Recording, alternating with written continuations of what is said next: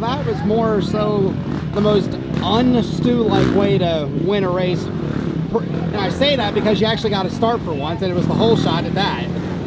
Yeah, that and getting caught at the finish. Normally I'm the one doing the catching at the finish, but yeah, it was a blast out there, man. The track was treacherous. There was a lot of spots you could lose a lot of time, but able to just make quick work and stay up front and stay clear of the lappers this week, which is really difficult in this conditions, man. It's pretty much two lines that are side by side in the quad ruts and handlebar width. So your last second trying to slide over, make sure your bars are clear of the rider in front of you. But yeah, super tricky out there. But we had a blast and looking forward to the next one.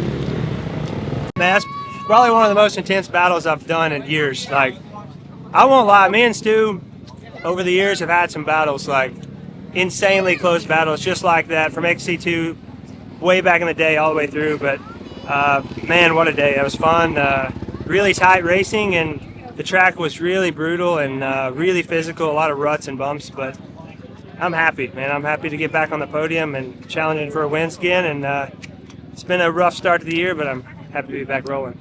Well, and to your point, more times than not, the battles that you and Stu always have are on these more technical, wet races. Every once in a while we throw a dry race in where it's you two down to the wire, but more times it's not. But you guys are definitely on top of your game when it comes to these wet conditions. Yeah, I think this is almost like a redo, like for Old Gray last race, because we and him had a battle going there, and we got to finish it off here. So it's good camaraderie, and he's real good today, and I couldn't catch him, couldn't get around him at the end. So it's a solid day.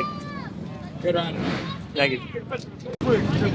That was one of those races that was just back and forth. Whoever made a mistake or didn't make a mistake was going to come out on top, and at the end of it, you finally got the first win of the year. Yeah, especially those first two laps, I just kept making mistakes and I'd fall back, and then third lap I sort of got him behind Strang and we got rolling there, and yeah, it was just kept picking him off and seeing Cody, got him, and then Grant caught me last lap and we're going back and forth, and yeah, it was a good race. What happened at the last couple of laps? Because you were sitting in third, or you were going back with second and third, and then all of a sudden you're in the lead and you got a gap, and you and Grant were pretty much neck and neck the whole race, swapping positions. But what happened the last lap and a half that where you were able to get the lead and take it home?